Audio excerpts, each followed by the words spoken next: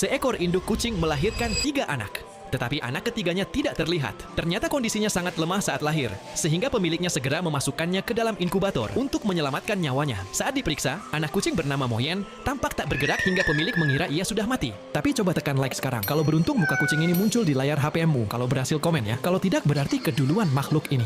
Namun, ketika inkubator dibuka, Moyen mulai bergerak.